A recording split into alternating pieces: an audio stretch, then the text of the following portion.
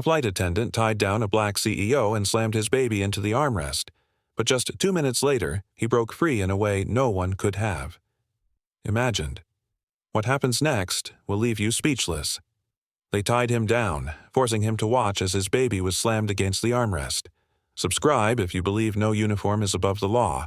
The wheels of Elias Korrin's polished black Oxfords tapped softly against the jet bridge floor as he stepped into the cabin of Luthmere Airlines Flight 728. In his arms, his infant son, Micah, nestled snugly against his chest, wrapped in a navy blue knit carrier. The child's breath rose and fell against his father's chest, a soft rhythm that gave Elias both comfort and weight. He adjusted the strap across his shoulder, securing the bag with the essentials, diapers, bottles, a tiny stuffed elephant, and took his first step into the narrow aisle. He didn't expect applause, but the stillness of the cabin struck him oddly. Quiet, almost too quiet. No welcoming smile from the crew, no casual offer to help a man boarding with an infant. Instead, there was a shift in the atmosphere, subtle but immediate, like the faint scent of ozone before a storm. Elias was used to scrutiny. As the CEO of Brighthaven Technologies, one of the fastest-rising software firms in the country, he had grown used to walking into rooms where people weren't sure what to make of a tall black man in a custom-tailored navy blazer and polished cufflinks. But this was different. He wasn't in a boardroom. He was just a father trying to get home. He offered a polite nod to a few passengers as he passed, but most avoided eye contact. A white man in business casual moved his laptop case hastily off the aisle. A teenage boy in headphones looked up briefly, then looked away.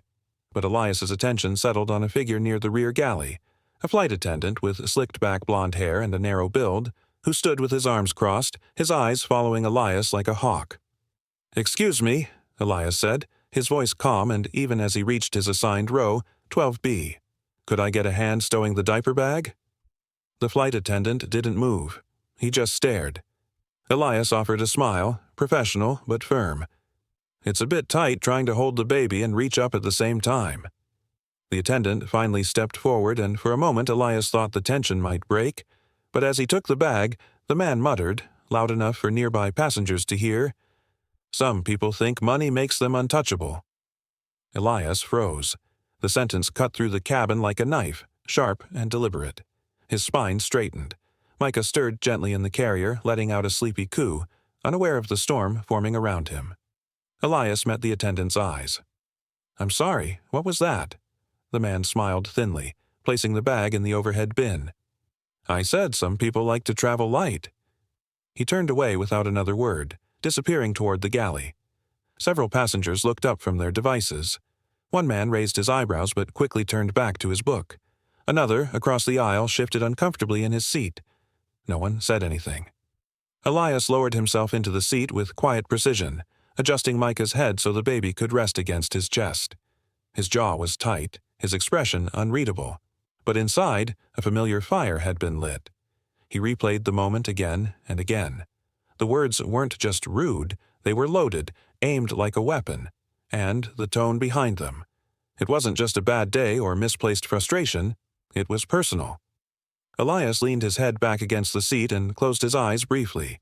He thought about the conference room in Zurich where he'd just closed the most important deal of his career. The ink was still drying on the partnership papers. This trip was supposed to be his return home, his victory lap.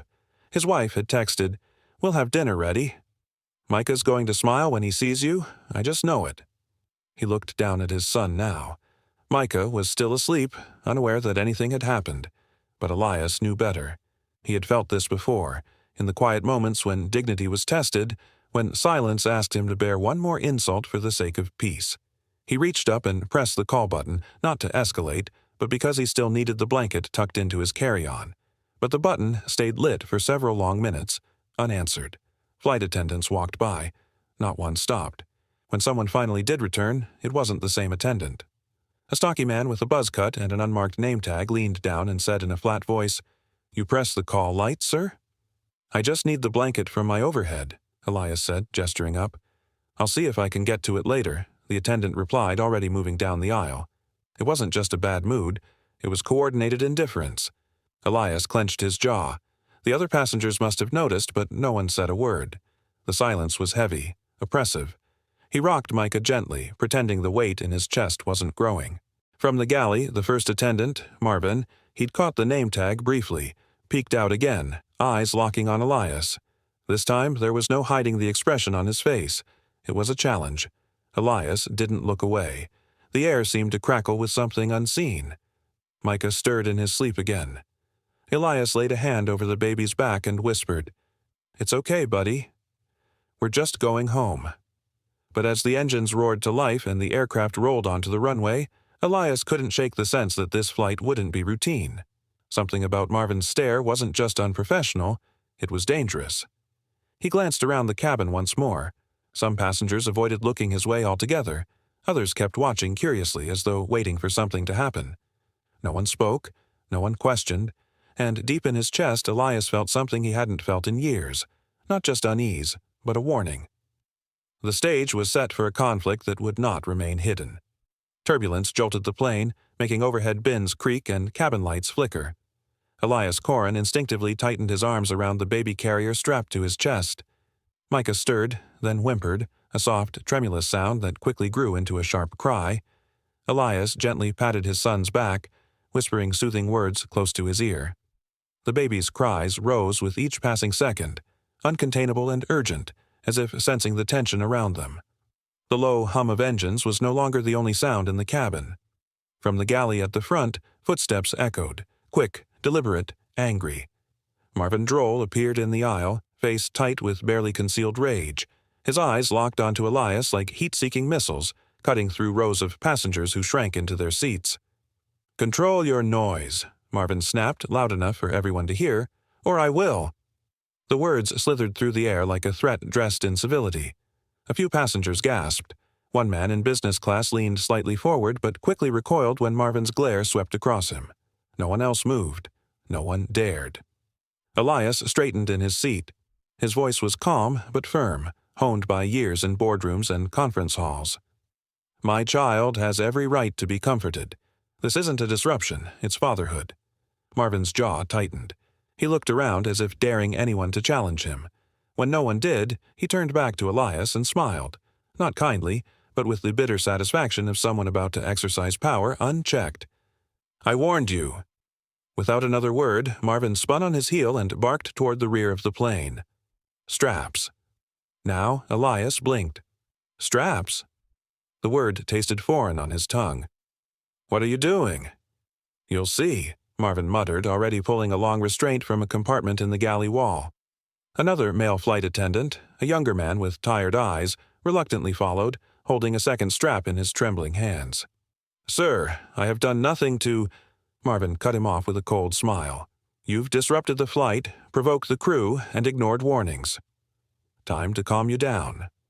Before Elias could protest, Marvin reached over and yanked his arm to the side. The baby wailed louder, disturbed by the sudden movement. Elias twisted his torso to protect Micah, but that only provoked Marvin further. "Hold still," the senior attendant ordered. The younger one hesitated but obeyed, looping the strap around Elias's left wrist. Elias flinched as the synthetic fabric bit into his skin, pulled taut by experienced hands. "Is this necessary?" Elias asked, struggling to remain composed. "I'm holding an infant." "Which makes your tantrum even more dangerous," Marvin said, voice thick with sarcasm. "Safety first." With two swift pulls, both of Elias's arms were secured to the seat rest, locking him in place. His back pressed against the seat cushion, jaw clenched in disbelief. Passengers looked on in stunned silence. A few shifted, murmuring nervously, but still no one spoke out. Elias's mind reeled. He had endured many things in his life, racial profiling, corporate sabotage, silent judgment, but never this. Never being restrained like a threat in front of his crying child. "Please," he said, his voice quieter now. "Don't do this." "My son is frightened." Marvin leaned down until his face was inches from Elias's. His breath smelled faintly of peppermint and malice. "Now watch," he whispered, "what happens when arrogance meets discipline." Elias's eyes widened, but it wasn't the words that shook him. It was the certainty in Marvin's tone. There was no hesitation, no doubt. This wasn't a man making a mistake. This was a man enjoying it. Micah wailed uncontrollably now, his tiny fists flailing from the carrier. Elias wanted to cradle him, to rock him gently, but the straps dug into his wrists like shackles. He couldn't move. He couldn't protect his own child. A lump of rage swelled in his throat, but he forced himself to stay quiet. His breathing slowed. His eyes searched the cabin. Some passengers watched from behind shaded eyes. Others looked away entirely, pretending not to see. The younger flight attendant stood nearby, his lips parted as if he might speak, but he didn't. Elias could feel the fabric burning his wrists with every failed attempt to move. He grit his teeth, trying to focus his thoughts through the roar of helplessness. The very tools he used to close billion-dollar deals, composure, patience, strategic observation, were now his only weapons. But Marvin wasn't finished. He walked away slowly, casting glances back like a hunter admiring his prey. Elias followed him with his eyes, memorizing his posture, the weight of his footsteps, the smug twitch of his lips. This wasn't over. The cabin lights dimmed again, turbulence returning like a second wave. Elias looked down at his son, cheeks streaked with tears, his body trembling in confusion. "I'm here, Micah," he whispered hoarsely. "I'm here." No one responded. No one moved. The baby's cries rang through the stillness like alarms in a church. Elias exhaled, slow and quiet. A single thought formed in his mind. Not revenge, not yet. First, survive. Second, remember everything, because when the moment came, he would be ready. In that moment, the cabin became less a place of travel and more a theater of cruelty. Marvin's hand lunged without warning, seizing baby Micah from the carrier strapped to Elias's chest with terrifying force. The child let out a startled wail, arms flailing instinctively in the air, his soft blue blanket unraveling as Marvin yanked him upward. The cabin air, once thick with silent tension, snapped into a high-pitched scream, Micah's scream that pierced every corner of the aircraft like glass shattering in a quiet room. Elias thrashed against the restraints, his entire body arching forward with a strength born of pure panic.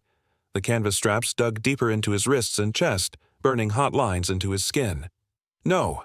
Give him back! Don't touch my son!" he roared, voice breaking with both fury and terror. His head jerked side to side, searching the faces of passengers around him. Dozens of eyes stared back, some wide with horror, others frozen in disbelief, but no one moved. Marvin's expression was blank, disturbingly calm as he turned toward the aisle. With deliberate cruelty, he raised the crying infant in his arms and slammed him, not with full force but with unmistakable intent, against the hard plastic of the nearby armrest. A collective gasp echoed through the plane, a sickening exhale of fear and shock. Micah's tiny body bounced from the impact, his cry breaking into a raw shriek of pain that silenced even the dull hum of the engines. The sound was unnatural, the kind that sliced straight through the chest of anyone with a beating heart. Elias's vision swam. His heart pounded so violently it felt as if it might tear itself apart in his chest. "Micah!" he screamed again, his voice hoarse, shredded, barely human. He pulled against the straps with everything he had, the veins in his neck bulging, his muscles trembling under the strain. Blood began to seep from where the restraints bit into his skin, soaking into his sleeves. Two attendants stood frozen near the galley, the same ones who had helped Marvin earlier. Their eyes flicked nervously between Elias and their co-worker, the realization dawning that this was no longer a matter of airline procedure. One of them, a younger man with a shaved head, took a tentative step forward, but Marvin whipped his head around. "Back off," Marvin growled through clenched teeth. His voice was low but filled with menace. "Stay in your role or join him." The attendant stepped back immediately, eyes down, face pale. Around the cabin, the paralysis of fear began to shift. A middle-aged man in the third row raised his phone just slightly, angling the camera toward the aisle. Another passenger, a younger man with glasses, did the same, hands shaking as he tried to hold steady. The metallic clink of buckles and tray tables echoed as passengers subtly shifted to get better views. Hope flickered in Elias's eyes. Yes, he thought, someone's recording. Someone will see this. It won't disappear. But hope was a fragile thing in the hands of cruelty. Marvin's head turned sharply, his eyes locking onto the man with glasses.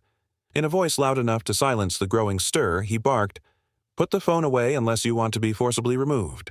Recording is prohibited. That's your only warning." The man's face drained of color.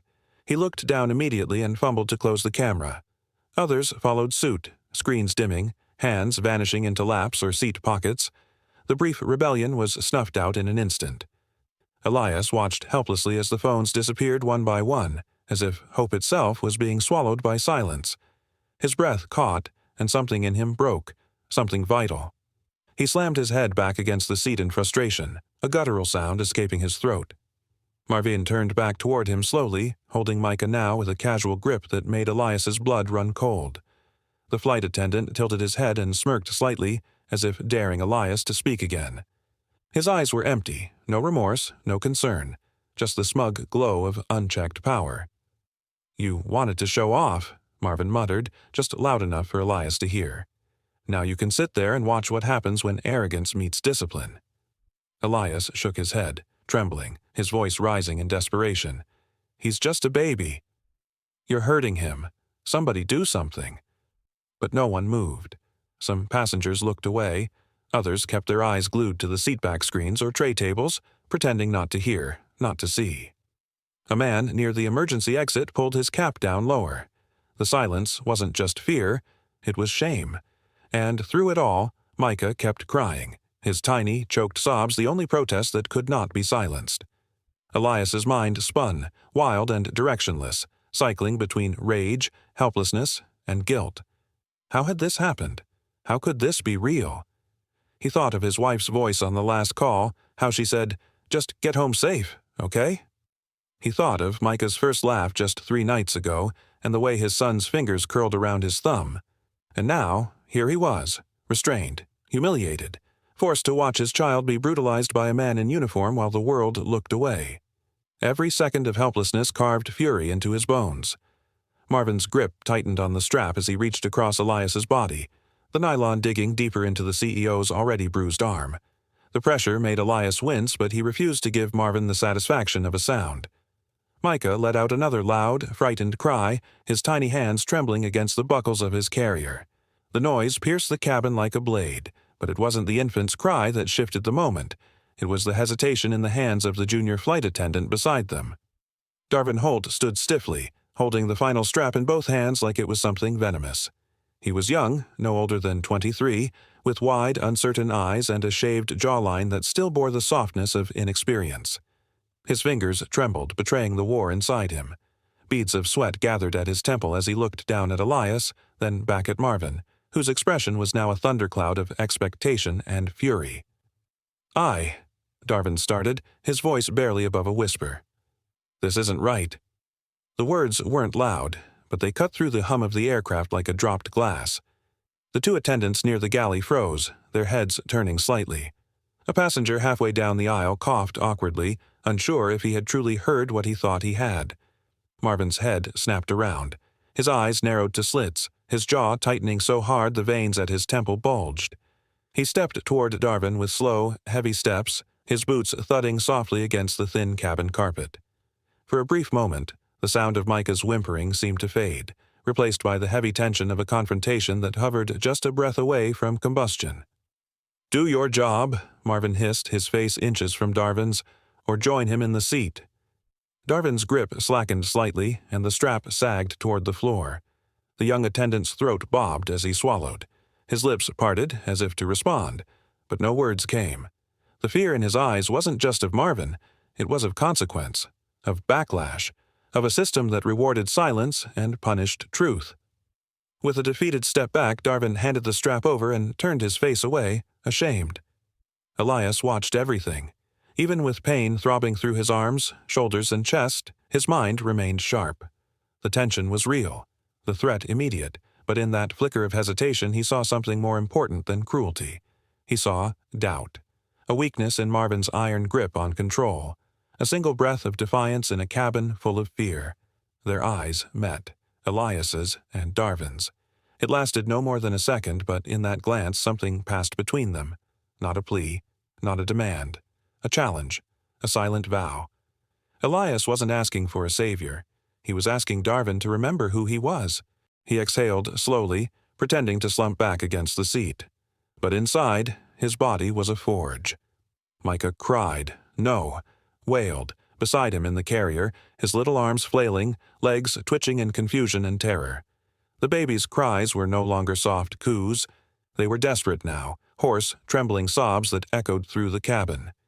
Elias turned his head just slightly to whisper to him, though he knew Micah could not understand. "I'm here," he murmured. "I see you. I hear you." The sounds of suffering fed the storm inside Elias. His son had done nothing, and yet here they were, punished, restrained, humiliated. For what? For daring to exist in first class? For being black and successful and unapologetically present? A passenger across the aisle, an older man in a gray blazer, shifted uncomfortably. He made eye contact with Elias just for a second, then looked down at his folded hands. No one spoke. No one moved. The cabin remained a theater of cowardice. Marvin laughed again, a short, cutting chuckle. "That baby sure is loud. Wonder where he gets it from." The cruelty wasn't even hidden now. Elias clenched his fists inside the bindings. He shifted his wrist slightly. The strap gave. Just a fraction. Just enough. His heart leapt. He masked the movement by leaning into the seat cushion and coughing lightly. He tested it again, more deliberately this time. The knot at his left wrist was uneven, loose at the base. In Marvin's rush to assert dominance, he had sacrificed control for spectacle. Elias's mind raced.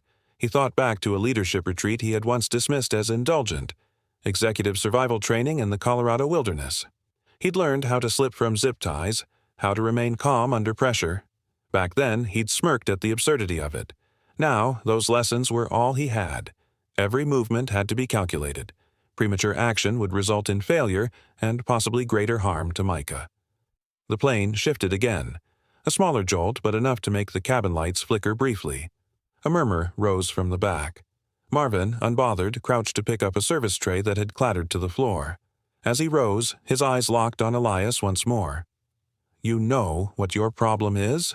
Marvin said, stepping closer until his shadow fell across Elias's knees. "You think the world works on respect, but it works on obedience. And right now, you obey." He tapped Elias's forehead with 2 fingers, a mock salute that made the passengers collectively hold their breath. Micah cried harder, his cheeks red, his tiny fists trembling. Elias didn't flinch, not visibly, but his eyes burned with fire. He turned his focus inward, pressing his forearm outward against the strap, testing the limit. The skin scraped raw. He welcomed the pain. It was proof of progress. Another inch, another breath. He glanced to the beverage cart nearby, where Darvin Holt, the junior flight attendant, stood watching, pretending to check inventory. Darvin's hand trembled slightly as he rearranged unopened cans. Elias studied him for a beat. The young man's jaw was tight, his knuckles white. He wasn't aligned with Marvin. That much was clear. There was hesitation in him, and where there is hesitation, there is possibility. Micah hiccuped through his sobs. Elias's heart fractured again. He leaned ever so slightly to the left, twisting the strap harder against the buckle. It bit into his skin, grinding against the bone. Almost there. He didn't stop. The plane rocked again. This time, stronger. Enough to make Marvin stumble a second time, grabbing a headrest to steady himself. Elias felt the strap give another inch. The blood in his ears roared. "Soon," he whispered under his breath, eyes flickering between the buckle and the man who had dared to turn his child into a pawn. The cabin had fallen into a hush. No more laughter. No more phone fumbling. Just the hum of the engines and the weeping of an innocent child. Dramatic irony thickened the air like smoke. To everyone watching, Elias remained a powerless man, strapped down, humiliated, defeated. Only he knew the truth. Only he could feel the slip of the knot, the ache in his wrist, the slow, grinding march toward freedom. He closed his eyes for half a breath, steeling himself. Every movement now mattered. Every second counted. He would not strike yet, but he was close, very close. He opened his eyes again and stared at Marvin, and thought to himself. The strap tightened once more around Elias's chest as Marvin pulled it snug, yanking it with unnecessary force.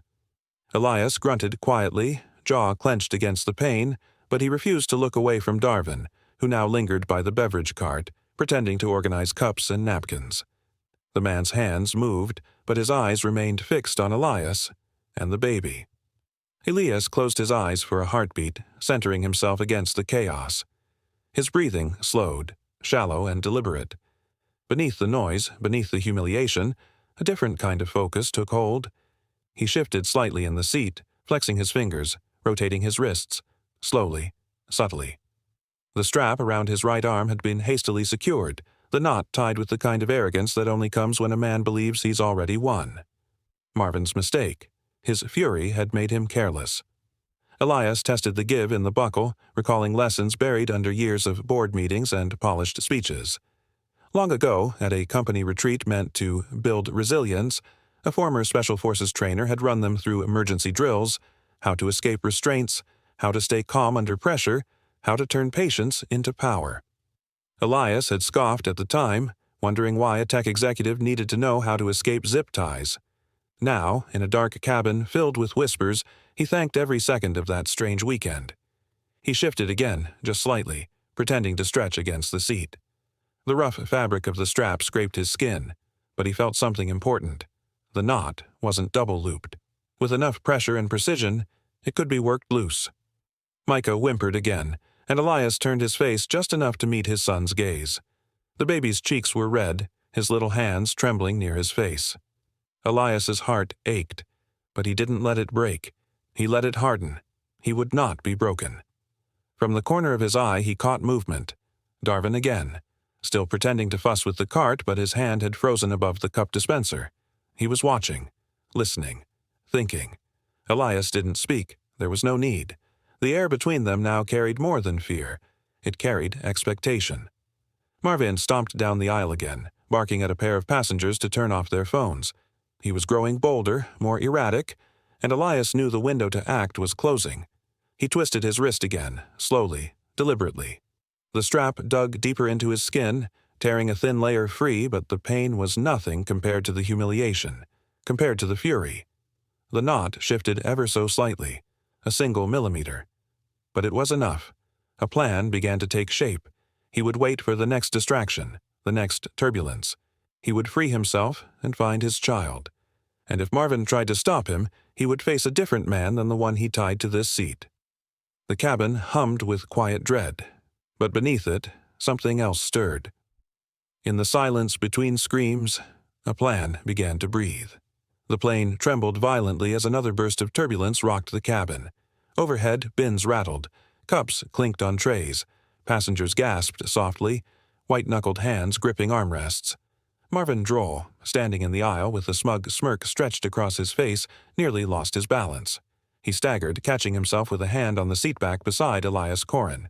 The turbulence passed, but the charge in the air remained. Marvin didn't miss a beat. Turning slowly toward the restrained CEO, he spread his arms as if addressing an audience at a show. "See this man," Marvin announced, his voice loud and theatrical. "Fortune and power mean nothing when the straps hold you down." The words echoed like a slap in the already tense silence. Gasps rippled again, but no one rose. A middle-aged man in row 9 looked away. A young couple near the rear of the plane whispered behind trembling fingers. One man instinctively reached for his phone, then stopped short when Marvin's eyes landed on him. Elias did not respond. Not with words. His jaw tightened. Not in defeat, but in a quiet fury that had simmered past boiling. He refused to drop his gaze. His muscles tensed against the binding straps, and he focused, truly focused, on everything around him. The way Marvin's weight shifted with each step, the pattern in which he leaned toward the baby carrier and retreated, like a vulture teasing its prey. The other flight attendants' positions, their uncertain stances, their eyes avoiding his. Elias's breath slowed. He felt the seatbelt buckle digging into his wrist, the nylon strap wrapped too hastily in Marvin's rage. The angle wasn't secure. It pressed into his skin, but not deep enough, not tightly enough. A rush of possibility sparked behind his eyes. He would not remain a prisoner much longer. Marvin Droll's hand moved with a sharp, deliberate jerk as he hoisted baby Micah from the carrier strapped to Elias's chest. The suddenness of it tore a gasp from the cabin. Elias's breath caught. His body jerked forward instinctively, but the straps bit into his wrists, holding him down. His entire frame trembled with the urge to rise, to snatch his son back, but the restraint held fast. His voice cracked as he yelled, "Stop! He's just a baby." The words came out raw, edged in desperation. Passengers flinched. Some turned their heads, unable to look. Others leaned forward slightly. uncomfortable but still frozen by the weight of fear. No one moved. Marvin stood beside Elias now, the child dangling in his arms like a prop, like something less than human. His fingers curled around Micah's small frame, not with care, but with cold detachment. The overhead light above row 8 flickered faintly, casting a pale glow across Marvin's sharp features. His smirk returned, thin-lipped, cruel. "You don't give orders here," Marvin sneered under his breath, his voice low enough to miss the cockpit but loud enough to scrape across Elias's nerves like broken glass. Elias's head throbbed with the weight of helplessness, but inside, a fire roared hotter. He pulled hard against the straps. The edges dug into his skin, tearing through layers already raw. His pulse raced. He had tried everything to keep calm, for Micah's sake, for the other passengers, for the tiny hope that someone might intervene. But now his child's life teetered on the edge of an armrest. At the far end of the aisle, Darvin Holt stood by the beverage cart pretending to sort cups, but his hands were shaking. His eyes, though trying not to linger, kept drifting toward the scene unfolding in row 8. A small sweat stain darkened the collar of his uniform shirt, his jaw clenched so tightly the skin twitched with every movement Marvin made. Elias saw him. He saw the guilt in the young man's eyes, and the fear. As Marvin adjusted his grip on Micah, bringing the child dangerously close to the curved edge of the armrest again, Elias felt the world slow. Every beat of his heart echoed like thunder in his ears. He tested the strap once more, and this time it moved. A sliver, barely a shift in tension, but it was there. He forced himself to breathe slowly despite the rage threatening to tear him apart. If he moved too soon, he'd be caught. If he yelled again, he'd draw more attention. He needed precision now, and time. He tilted his head just enough to speak sideways, his voice a low rasp meant for one man only. "Help me, and this ends differently." Darvin's head jerked slightly. The words had hit their mark, but he didn't move. Not yet. The muscles in his neck tensed as if bracing for an explosion. His eyes shifted from Elias to Marvin, then down to the floor. He wiped his hands on his pants, once, twice, as if scrubbing away guilt that wouldn't lift. Still, he didn't speak. Elias's hands, hidden beneath the armrest's shadow, twisted against the looped restraints. He rolled his wrist inward, then outward, the strap slipping against slickened skin. Blood pricked through the torn edges of his knuckles, but he didn't stop. Every inch of pain became fuel. He knew he couldn't waste the crack forming in Marvin's control. He had to widen it. Marvin stepped forward again, holding Micah loosely. The child whimpered, his cries quieter now but no less painful. His tiny face was blotched red from distress, his arms twitching, legs kicking at air. Elias's breath hitched. Marvin leaned closer, tauntingly. "He's soft. Like all babies. Do you think yours is different?" Elias's fists clenched, his teeth ground together. He wanted to scream, to tear through the straps and lunge forward, but he couldn't. Not yet. Darvin took a step forward without realizing. His foot tapped against the metal brace of the cart. The sound snapped him out of his hesitation and he stepped back quickly as if caught in a crime. But Elias had seen it. So had Marvin. Marvin turned his head sharply. "Stay out of this," he warned, voice venomous. Darvin nodded quickly. "Yes, sir," he mumbled, lowering his gaze, but the tightness in his jaw returned. Elias seized the opportunity. He pushed the strap again, twisting his wrist hard. A sharper pain lanced through his forearm, but the strap slipped more. Almost there. Almost free. He exhaled slowly and dropped his voice again, even quieter. "I don't need you to fight him. Just stop him from hurting my son." Darvin's brows furrowed. His eyes flicked toward Micah again. For a moment, everything in the cabin seemed to pause. The whirring fans above, the faint engine hum, the murmurs between passengers, all suspended in anticipation. Elias waited. Darvin didn't answer. But he didn't look away either. The scene threatened to collapse under its own tension.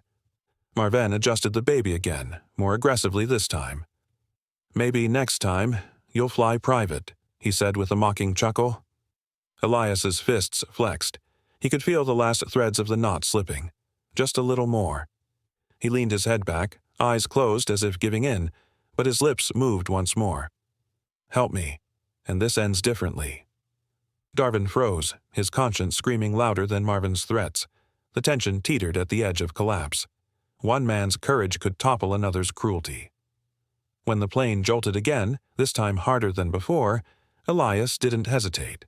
The sudden turbulence sent a rattle through the cabin, causing overhead compartments to creak and cups to wobble on tray tables. Passengers clutched their armrests, some gasping aloud, others instinctively looking toward the crew for reassurance. But Elias had no such luxury. He seized the moment. With every ounce of strength, he twisted his arm against the strap that bound him. The rough nylon bit into his skin, tearing it open with a quiet rip that felt louder than the engine's hum.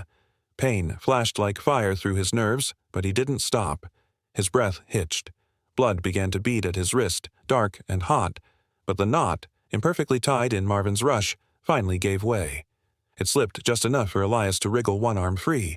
He froze. His instincts screamed to leap forward, to tear Marvin apart with bare hands. But he didn't move, yet. He kept his posture stiff, pretending the strap still held. Every second counted, and this would be the last time Marvin ever underestimated him. In front of him, the cruel flight attendant leaned in close to baby Micah. The infant's cries hadn't stopped since the violence began, and now his sobs were hoarse, his tiny face red and streaked with tears. Marvin crouched beside him, eyes gleaming with something that wasn't just malice, it was control. "You think you're a powerful man, don't you?" Marvin whispered, his voice low and cutting. "But power doesn't mean anything when you're tied up and your baby's in my hands." Elias's jaw clenched. He couldn't afford to blink. His free hand now hovered just above his thigh, hidden from view by the shadows of his seat. His breathing slowed, deepened, just like it had during high-stakes negotiations. Focus, or lose everything. Marvin turned slightly, reaching to adjust Micah's blanket with a mocking gentleness that made Elias's blood boil. That movement, just enough. Elias moved. Like a spring coiled tight for far too long, Elias exploded out of his seat. The second strap ripped free, snapping across the aisle like a whip. Gasps erupted around him. A woman dropped her drink. A man across the aisle flinched backwards so quickly his headphones flew off. Marvin spun around just in time to see Elias coming, eyes wide with disbelief. For the first time since boarding, Elias saw real fear in the man's expression. Elias's feet pounded the narrow carpet, his momentum unstoppable. "Give me my son," he roared, voice shaking the air. He lunged forward, arms outstretched. Marvin staggered back instinctively, clutching Micah tighter, the baby now wailing in confusion and terror. The sudden movement caused Marvin to lose balance, and he stumbled against the edge of the beverage cart. His grip on Micah faltered. In the blur of chaos, Darvin Holt, young, nervous, and still standing by the beverage cart, snapped into action. Without thinking, he surged forward and caught the baby just as Marvin's grip slipped. His arms closed around Micah protectively, holding the child against his chest like something sacred. Darvin's face was pale, his hands shaking, but his body anchored with purpose. "I've got him," he shouted. Elias didn't slow. He closed the gap between him and Marvin, crashing into the man with the weight of a father's fury. They collided near the galley, shoulders smashing, Marvin's back hitting the metal door with a loud thud. The breath whooshed from his lungs and he slumped for half a second, just enough time for Elias to draw back his arm. But he didn't strike. Not yet. He stared into Marvin's eyes, watching them dart. First to the passengers now watching in stunned silence, then to Darvin holding Micah, then back to Elias. The mask of authority Marvin had worn so smugly was gone. In its place was a man unraveling. "You thought I was done," Elias growled, low and deliberate, his voice shaking with controlled rage. "But you were never in control. You were just first in line to fall." Marvin opened his mouth, maybe to defend himself, maybe to lash out, but the words never came. He saw it now. The game was over. Passengers stared, mouths open, afraid to speak, yet unable to look away. The silence in the cabin roared louder than any engine. Darvin stepped back, still holding Micah, his body curled protectively around the infant. His eyes met Elias's for a split second, an unspoken acknowledgement passing between them. Fear had nearly won, but not tonight. The tide had turned, and in that moment, every man, woman, and child on that flight knew that Elias Korrin was no longer the restrained man in seat 14A. He had become something far more dangerous. The dramatic irony struck deep. The man they had watched be tied, humiliated, silenced, he had been waiting, planning, enduring, and now, he had taken back everything. The hunter had just become the prey. Marvin's grip on baby Micah slipped the moment Elias struck his arm. The blow, swift and deliberate, sent a shock through the flight attendant's body, and his hold loosened just enough for the infant to be snatched away. Darvin, the junior attendant who had been frozen at the edge of the aisle, surged forward and caught the baby just before he could fall. His arms trembled as he clutched the child to his chest, stepping back as if shielding Micah from a blast. The baby let out a sharp, frightened cry that echoed across the cabin, louder than any engine hum, louder than any announcement. It cut through the air like a siren of truth. Something irreversible had just happened. Passengers jolted in their seats, some spilling drinks, others gasping audibly. Trays clattered to the floor. One man ducked instinctively as if expecting something to explode. The narrow aisle turned into a corridor of confusion and fear. A steward from the back of the plane looked up, his eyes wide with disbelief, but he didn't move. He watched. Marvin's snarl deepened. His voice was hoarse and cracked from the effort of his rage. "Give him back," he growled, lunging at Darvin with clawed fingers, but Elias stepped in front of him with force, intercepting the charge.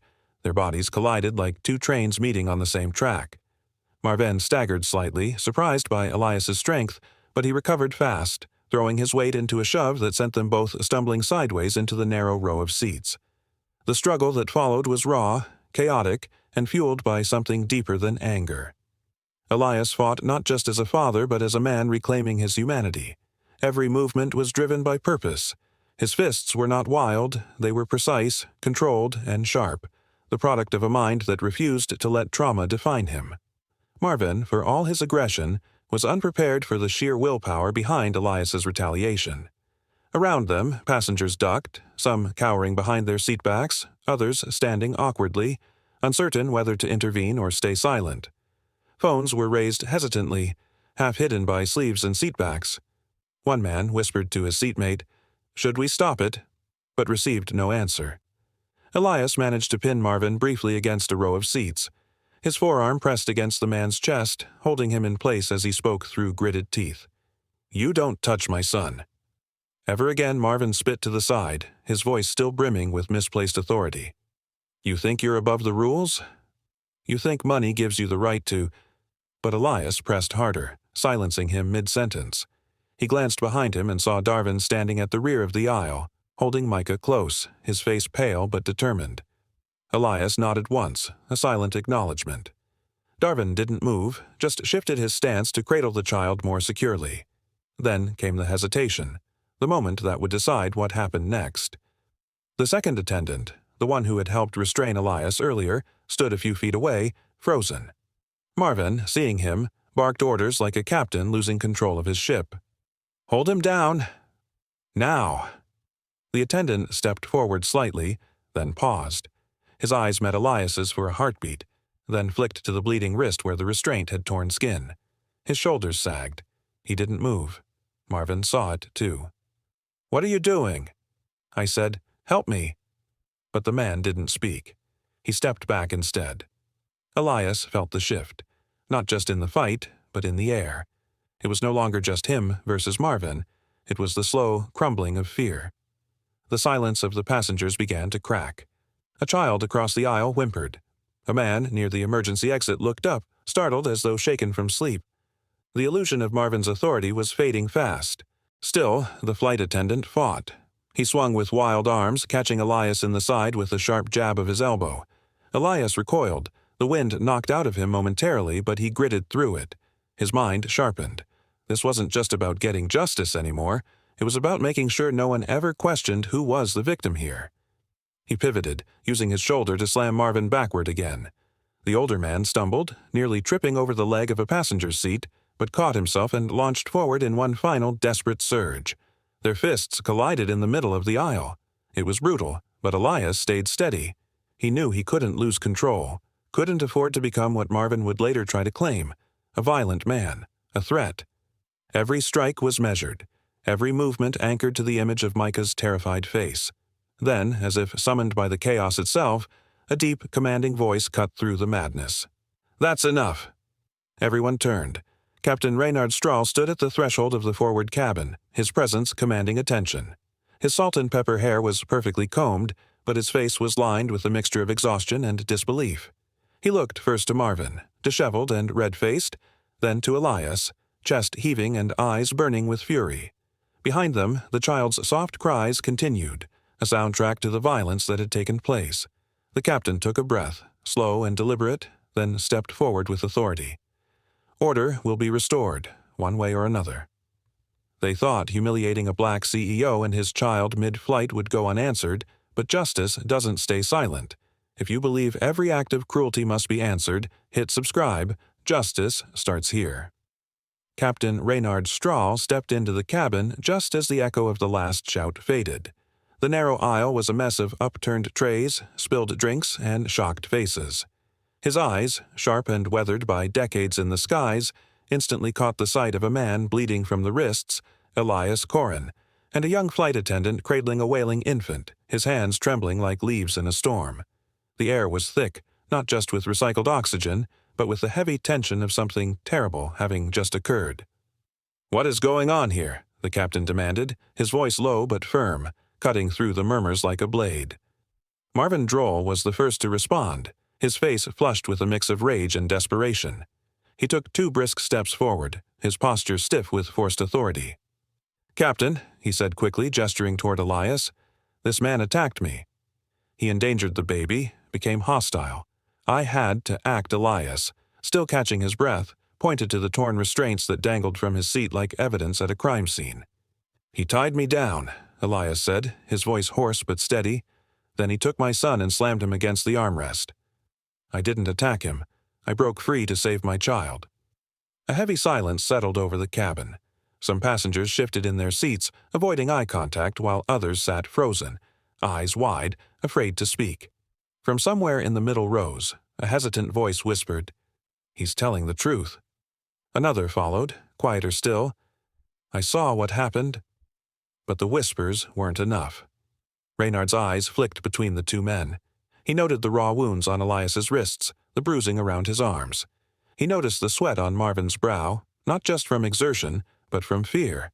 And then his gaze locked on Darvin Holt, the junior attendant, still standing to the side, holding the baby with both arms, as if shielding the child from the chaos that had unfolded. "You," the captain said, pointing at Darvin, his voice now sharp. "What happened?" Darvin flinched. He opened his mouth, then closed it, staring at the infant in his arms. The baby whimpered softly, his tiny face flushed from crying.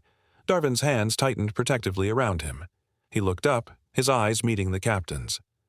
Darvin swallowed hard. His voice trembled. But then he glanced toward Marvin, who shot him a warning glare sharp enough to cut glass. Captain Reynard noticed the exchange. His brow furrowed. "I need the truth, now," he said. "This isn't going away quietly." Elias's heart pounded in his chest. Every second that passed felt like a rope tightening around his future. He had fought, bled, and risked everything in the last few minutes, but none of it would matter if the truth drowned in silence. Darvin looked at Elias, looked at Micah, then at Marvin. He said nothing. Marvin took the silence as an opportunity to reassert his authority. "Captain, this man is violent. He tore through restraints. He could have hurt people. I was doing my duty. He tied me down," Elias interrupted, his voice rising with urgency, "without cause. And then he used my son like a prop to humiliate me. Look at him." He pointed to Micah again. "My son's been crying for 20 minutes straight." And no one helped. Captain Reynard turned his gaze to Elias once more. He studied him carefully, the CEO's ripped shirt, his bloodied wrists, the shaking in his arms as he tried to stay standing. But there was something in Elias's eyes that stopped the captain cold. It wasn't desperation. It was something deeper, a kind of fire that only came from someone who had tasted injustice more times than he could count. "I need passenger statements," the captain said finally, looking around. Silence. No one moved, no one spoke. Then Marvin, emboldened, stepped forward again. "You see, Captain, he's trying to twist this. People like him." "Enough," the captain snapped. That single word broke through the fog of fear.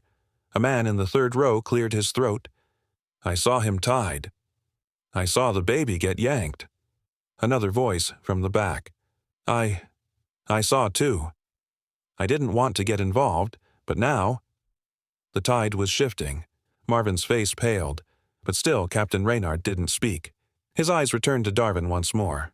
The junior attendant stood frozen, the baby in his arms sniffling softly now. Darvin's lips parted, but again he hesitated. Elias stepped closer, his voice calm but powerful. "Tell the truth. You don't owe him silence. You owe that baby the truth."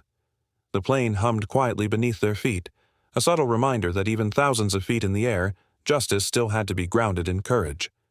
Darvin inhaled sharply, the decision finally taking root in his chest. And then, with the quiet strength of someone who had reached his breaking point, he whispered, "He's telling the truth." The words were soft, but they rang louder than any command. Every head turned. The passengers who had sat in silence now leaned forward. Elias felt his knees weaken, not from defeat, but from the sudden release of tension that had kept him coiled like a spring. Marvin's mouth opened, but no sound came. His eyes darted between Reynard and Darvin, panic beginning to form. "You traitor!" Marvin hissed, stepping toward the younger attendant.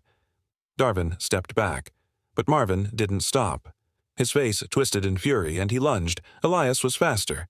He moved without thinking, intercepting Marvin with a forceful block. Their bodies collided again, but this time Elias was grounded. Strong. Ready. The captain barked, "That's enough!" But the two men were already locked in motion, Marvin swinging wildly, Elias dodging, blocking, shoving him backward into the galley wall. Passengers cried out. A drink cart toppled. The plane rattled slightly, but the real turbulence was inside the cabin.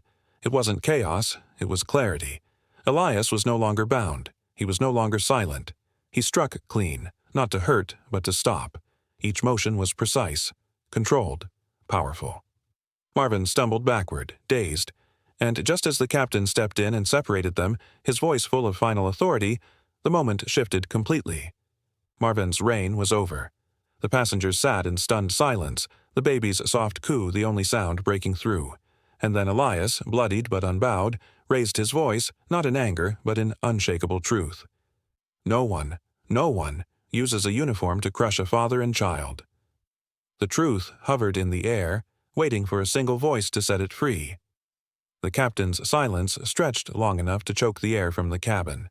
Elias's breath came in short bursts, his chest rising and falling rapidly. The straps had cut deep into his skin, raw, bloody, and burning, but he barely noticed the pain anymore. All his focus was on Captain Reynard Strahl, whose face betrayed the storm behind his calm exterior. The man stood firm near the front galley, arms slightly outstretched as if holding the tension in place by sheer force. His eyes flicked from Marvin's scowl to Elias's injuries, then to the baby, still trembling in Darvin's arms near the beverage cart. Everyone waited. "Arrest him when we land, Captain," Marvin barked, stepping forward and pointing a rigid finger at Elias like a trial lawyer before a jury. "He's a danger to everyone. He broke free and attacked me." His voice carried through the rows like a hammer, striking fear into the passengers. Some leaned back, others averted their eyes. A few glanced between the captain and the restrained man whose silence made more noise than any words could. Elias didn't flinch. His eyes remained locked on Reynard's, pleading not with desperation, but with truth. He had nothing else left to give. His wrists ached, but his will stood firm. Then, breaking the unbearable stillness, a quiet voice spoke from behind Marvin. "No, he's the one telling the truth." All heads turned. Darvin Holt's voice, though trembling, rang out like a crack of thunder through dry air. The junior flight attendant stood frozen for a heartbeat, his face pale but resolute. The baby in his arms stirred slightly, as if even Micah understood the weight of that moment. Marvin turned slowly, his face darkening. "You traitor," he hissed, his voice no longer calm or controlled. His features twisted, contorted by something far uglier than anger. Fear, maybe, or the realization that his grip on power had just been broken. He lunged forward, not at Elias but at Darvin. But Elias moved first. With a surge of instinct honed by desperation, he stepped between them, slamming his body into Marvin's path like a shield. The collision echoed through the narrow aisle as trays clattered and passengers gasped. Marvin stumbled back in surprise but recovered quickly, fists clenched, teeth bared. This time, Elias didn't fight like a restrained man struggling against injustice. He fought like a father reclaiming his place in the world. He delivered a short, powerful punch to Marvin's chest, enough to knock the air from him. Marvin reeled, surprised by the strength, but swung back wildly. Elias ducked, pivoting, and landed another blow to Marvin's ribs. A passenger in seat 11B let out a small cheer, quickly silenced by the rising tension. Around them, the cabin became a frozen theater, dozens of eyes watching, holding breath, too frightened to speak but unable to look away. Darvin backed up quickly, shielding Micah behind the beverage cart, his eyes wide. The baby whimpered softly, but the chaos around him somehow seemed to pause in Elias's mind. All he saw was Marvin, and all he felt was purpose. Marvin swung again, this time connecting. His fist cracked against Elias's jaw, sending pain radiating down his neck. But Elias didn't retreat. He grabbed Marvin's shirt and shoved him hard into the bulkhead. "You won't touch him again," he growled, voice low, breath ragged. Suddenly, a firm voice shouted over the noise. "That's enough." Captain Reynard stepped forward at last, his voice ringing with command. He placed himself between them with surprising speed and authority, forcing both men apart with the weight of his presence alone. "This ends now," he said, looking between Elias and Marvin. "Everyone, stand down." Elias stepped back, still breathing hard. Blood trickled from his lip, but he refused to wipe it away. Marvin, panting and shaken, tried to speak, but his words faltered. The captain's eyes held him frozen in place. Darvin took a step forward, his voice steadier this time. "I saw it all." He tied Mr. Korrin down. He slammed the baby. "That's a lie," Marvin interrupted, voice shrill, but no one echoed him. Silence thickened. Even the other flight attendants, once frozen by fear or allegiance, stood off to the side, silent witnesses to the unraveling.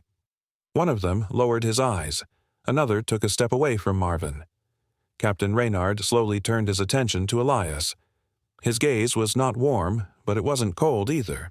It was calculating, like a man piecing together a puzzle while the world watched. Elias didn't blink. And in that silence, between heartbeats, between the last punch and the next decision, the air shifted. The passengers saw it too. Some sat up straighter. Others whispered. The truth had found its first voice. Now it waited for a second. The captain stepped forward, looking at Darvin, then at Marvin, then back to Elias. "We'll get to the bottom of this," he said, his voice firm. Elias nodded once, cradling his injured wrist against his side. He looked down at Micah in Darvin's arms, who was slowly calming, small hands twitching against the flight attendant's sleeve. But even as orders seemed to return, Marvin's chest heaved with fury. He wasn't done. Not yet. He reached behind him, almost subtly, and grabbed a service tray from the galley wall. With one last cry of fury, he swung it overhead toward Elias's skull. Elias turned just in time. The tray clipped his shoulder, knocking him sideways, but he caught himself on a seat armrest and spun back. In one swift motion, he grabbed Marvin's wrist and twisted. The tray clattered to the floor with a metallic ring. Passengers cried out. Someone ducked. But Elias didn't move to strike again. He held Marvin's arm locked in place, forcing him to the side, eyes blazing with control. From behind, two other attendants rushed forward, finally breaking their silence. At Reynard's nod, they grabbed Marvin, prying him from Elias's grip and forcing him against the cabin wall. "Let go," Marvin shouted, struggling. "This is all wrong. He's manipulating you." But no one listened. Not anymore. As Marvin writhed against the arms holding him down, Darvin carefully handed Micah back to Elias. The father took his son with reverent care, holding him close, whispering words only the child could hear. His voice trembled, but his arms did not. Captain Reynard stepped closer to Marvin, looking into the man's eyes as if seeing him for the first time. "Secure him," he said. And they did. Elias stood tall, Micah nestled safely against his chest once more. His eyes scanned the passengers, some wide-eyed, some quietly crying, others mouthing silent prayers of gratitude. Then he turned toward Marvin and said clearly for all to hear, no one uses a uniform to crush a father and child." The cabin falls into reverent silence. The truth had spoken, and its echo was unstoppable. Marvin lunged without warning. With a snarl twisted into his face, he grabbed a metal service tray from the galley wall and swung it like a weapon toward Elias's head. The move was sudden, vicious, and desperate. A metallic blur tore through the air. Elias barely had time to raise his arm. The tray struck his shoulder with a sickening thud. Pain exploded down his side, but he didn't fall. He gritted his teeth, staggered slightly, then turned with unflinching focus. For a heartbeat, the cabin froze. Elias's breath came sharp through his nose. The sharp scent of plastic and stale coffee filled his lungs, grounding him in the chaos. He could hear Micah's soft, frightened whimper somewhere behind him, proof that this wasn't over. The pain in his arm radiated like fire, but he welcomed it. It reminded him what he was fighting for. Marvin reared back for another blow, but Elias moved first. With practiced instinct, he stepped inside the swing, closed the distance, and grabbed Marvin's wrist with his uninjured hand. His fingers dug deep into the tendons. Marvin grunted, trying to twist away, but Elias shifted his weight, torqued his body, and wrenched the attendant's wrist sharply. The tray clattered to the floor with a hollow, final clang. The cabin erupted, not in chaos, but in subtle, rising energy. A man in row 5 clapped once, then stopped himself, unsure. A woman near the bulkhead exhaled audibly, her hand to her mouth. Another passenger murmured, "He stopped him." For the first time since the nightmare began, the tide had visibly shifted. Elias didn't let go. He stared Marvin down, close enough to see the sweat beating at the man's temple, the sudden flicker of doubt in his eyes. That mask of control, once so smug, so confident, had fractured. Now it was Elias who stood unwavering, his breath steady, his voice low. "You don't get to touch him," he growled. "Not anymore." Darvin Holt, the young attendant who had defied orders earlier, stepped forward from where he'd been shielding Micah near the rear of the galley. His hands trembled as he carefully cradled the child, the infant's tear-streaked face pressed to his shoulder. The sight rooted Elias even deeper in his purpose. He extended his arms gently, and Darvin handed the baby back with reverence, like returning a crown to its rightful bearer. Elias took his son into his arms. Micah's body curled instinctively into his father's chest. Elias ran a hand over the baby's back, whispering softly, "It's okay, little one. I've got you. I've got you." His voice was ragged but calm, almost too calm for the storm that had just passed. Marvin staggered back, holding his wrist, eyes darting about for allies, but he found none. Captain Reynard Strahl stepped forward again, jaw clenched, his presence commanding.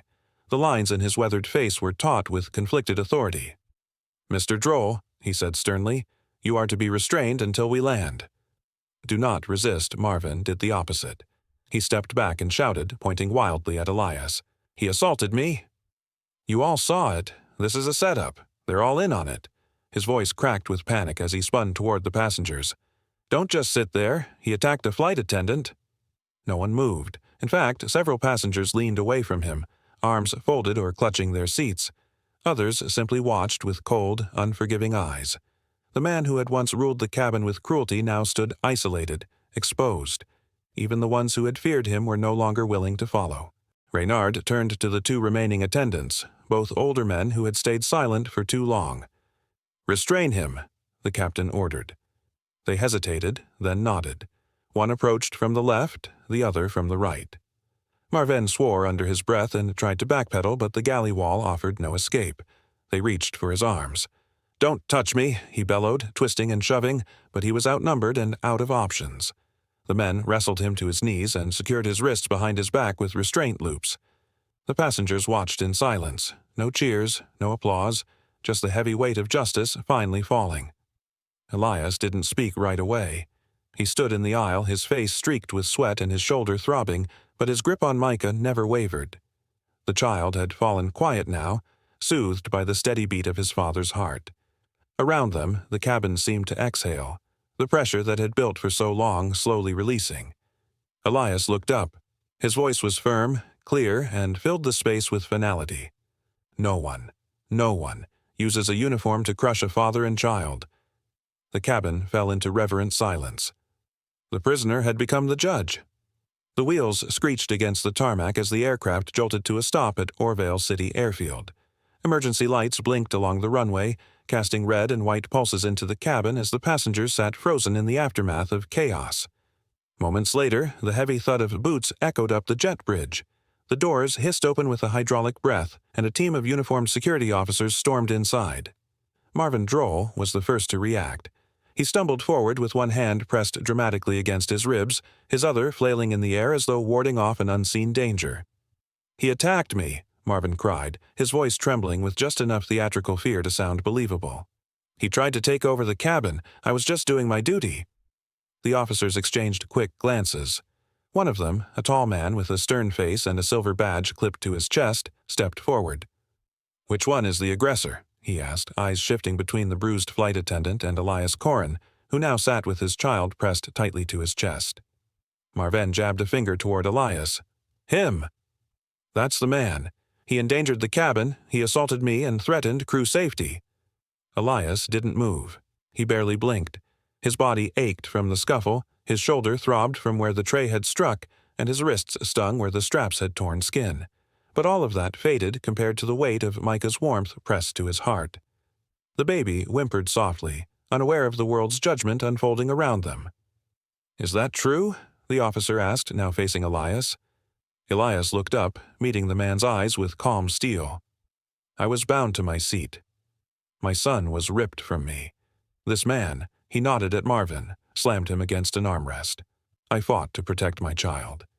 The silence that followed was fragile, like glass stretched too thin. Passengers shifted nervously in their seats. For a moment it seemed the tide might turn against Elias, that Marvin's uniform and practiced authority would win out once again. But then, a rustle. A man in the third row stood up slowly, his hands shaking slightly as he raised his phone high. The screen flickered to life. "I recorded it," the man said, voice dry but resolute. "All of it." The officer turned. "May I see?" He walked down the aisle, took the phone, and watched. For nearly a full minute the entire cabin was silent, the only sound the faint whimpering of Micah and the quiet rumble of the aircraft's idle engines outside. Then another passenger stood up, this time a teenager in a hoodie who had been seated closer to the aisle. "I recorded the moment they tied him up," he said, holding his phone like it was a badge of honor. "They didn't ask questions. Just tied him down while he begged them to stop. Whispers became murmurs. Murmurs became voices. Passengers rose, some hesitantly, others with visible shame in their eyes. One after another they confirmed what had happened, that Elias had been targeted, humiliated, restrained, that Marvin had acted not out of concern, but out of something crueler. Marvin's face twisted. His bravado began to crack. "They're lying!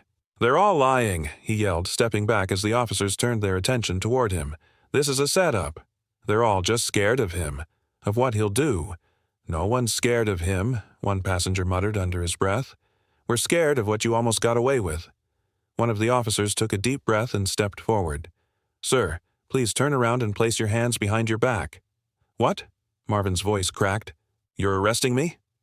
The officer didn't answer with words. He simply repeated the command. Marvin looked around in desperation, searching for someone, anyone, to defend him. But the silence was absolute. As the cuffs snapped into place, his shoulders sagged. The performance was over. His voice, once loud and commanding, now whimpered like a broken speaker. "You'll regret this," he hissed, but the threat held no weight.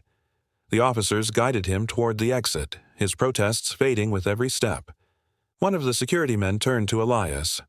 "Sir, on behalf of Orville Air Command and local authorities, we're sorry." Truly, Elias nodded once, not in triumph, but in quiet acknowledgement. "Just make sure it never happens again," he said, tightening his grip on Micah. As the officers moved away, Darvin Holt, the junior flight attendant, hovered at the edge of the aisle. He hadn't spoken, hadn't moved since the moment Elias reclaimed his child. Now, his face was pale, and his eyes glistened with something unspoken, shame, regret, perhaps even relief. He opened his mouth to say something, then stopped. Elias met his eyes. For a long, weighted second, neither of them spoke. Then Elias gave him a slow, firm nod. Darvin's shoulders slumped as though a mountain had been lifted from them. He nodded back, a quiet promise exchanged in silence. Outside, the flashing lights of emergency vehicles painted the tarmac in streaks of red and white. Inside, the storm had finally begun to settle. Elias looked down at Micah, whose eyes were closed now, tiny fists curled near his chest. He kissed the child's forehead and whispered something only Micah could hear. Justice had found its wings midair and landed with them. The footage went live before the plane's wheels even touched the tarmac at Orville City Airfield. Clips of Marvin slamming baby Micah against the armrest, Elias bound to his seat and screaming, and the chaos erupting midair flooded social media feeds like a tidal wave. Within hours, the story became the top headline across every major news outlet. Brighthaven CEO restrained while infant attacked on plane. One banner read in stark red text. Another blared, Father's fury at 30,000 feet. A cabin became a cage. The videos, though shaky, captured everything, enough to ignite public outrage and force the nation to pay attention. Elias Korrin didn't sleep that night. He sat in the hospital's private observation room, watching over Micah as the baby slept peacefully, unaware of the storm still raging outside. His wrists were bandaged, his shoulder sore, and his suit torn in 3 places, but none of that mattered. He wasn't a CEO anymore. Not in this moment. He was just a father, one who had nearly lost everything in a place that promised safety. His phone buzzed every few seconds, calls from reporters, lawyers, board members, even government officials. Some offered support. Others warned him to manage the narrative. Elias let most of them go unanswered. Only one call mattered, the one from his own conscience. By morning, he stood on the steps of a press hall in downtown Orville, suit freshly pressed but his expression grave. Dozens of microphones pointed toward him like weapons. Flashes burst across the stage, each one freezing his solemn face in time. Behind him, a massive digital screen played a looping reel of the flight incident, paused on the moment Marvin raised Micah into the air with cruel intent. "I didn't come here to recount trauma," Elias began, voice firm yet steady. "I came here to ensure it never happens again." He gripped the podium, his knuckles white. The room fell completely silent. "This wasn't just one man losing control," he continued. "This was a system that allowed it, a culture that tolerated it, and a silence that fed it." Reporters scribbled furiously. One camera zoomed in, catching the faint bruise near Elias's temple. "I'm launching an initiative today," he said. "It's called the Micah Promise. Its mission is simple: to protect children, parents, and families from abuse in travel. Whether on planes, trains, or terminals, no one should fear cruelty at the hands of those meant to serve." His voice trembled just slightly when he added, "Especially not fathers doing everything they can to keep their babies safe." Across the room, eyes welled up. One reporter, a young man barely out of journalism school, lowered his pen and simply listened, stunned by the raw humanity pouring from the stage. That afternoon, Darvin Holt stood beside Elias for the first time publicly. His uniform was crisp, but his hands trembled slightly as the cameras turned toward him. He looked smaller without the shadow of the cabin behind him, yet his voice didn't waver. "I failed to act soon enough," Darvin admitted, looking directly at the cameras. "But when I finally did, it was because I saw something no job could let me ignore. A child in danger and a man screaming for help." He paused, swallowing hard. "Marvin Droll doesn't represent us, and I won't be silent anymore." The room erupted into spontaneous applause. Elias didn't smile, but he stepped closer, offering a single, solid handshake. It wasn't for show. It was a gesture of respect, earned, not given. The airline's response came swiftly but clumsily. Luthmere Airlines released a statement expressing deep regret for the unfortunate events, but stopped short of accepting responsibility. Public backlash was immediate. Their stock dipped. Their CEO went into hiding. Within 48 hours, half the flight crew from that night was placed under investigation or suspended. The pressure was mounting, and for once the walls were closing in on the powerful, not the powerless. Elias didn't stop. He spoke at forums, appeared on news panels, and sat across from government regulators demanding stricter training standards, psychological screening, and clearer accountability mechanisms for in-flight staff. At each stop, he carried a framed still from the flight, a blurry but unmistakable image of Marvin gripping Micah mid-scream. "This isn't about revenge," Elias would say. "This is about responsibility." Back in his office at Brighthaven Technologies, his board tried to shield him, urging him to refocus on the company's core. Elias refused. He redirected part of the firm's quarterly budget to fund the Micah Promise. He hosted listening sessions with other families who'd endured quiet abuse while traveling. What had started as a nightmare at 30,000 feet was now the foundation of a movement. The final press conference came 2 weeks later. The room was packed tighter than ever. International press, lawmakers, tech industry giants. Elias stood tall behind the podium, holding Micah gently in one arm. The baby, dressed in a soft blue onesie, yawned, and snuggled into his father's chest, unaware of the dozens of cameras pointed at him. Elias glanced down at his son, then looked straight ahead. You will never remember what happened up there, but the world will never forget. From broken straps rose unbreakable resolve. 2 minutes later, he broke free, and the same cabin that echoed with his child's cries shook with his fury. If you stand for protecting the innocent and demanding accountability, subscribe now. Together, we rise. Disclaimer: the story you just watched is fictional. It exposes themes of racism, abuse of authority, and the deep trauma caused by violence against families. Its purpose is to raise awareness, provoke thought about injustice, and inspire empathy, accountability, and the pursuit of a more humane and equitable society.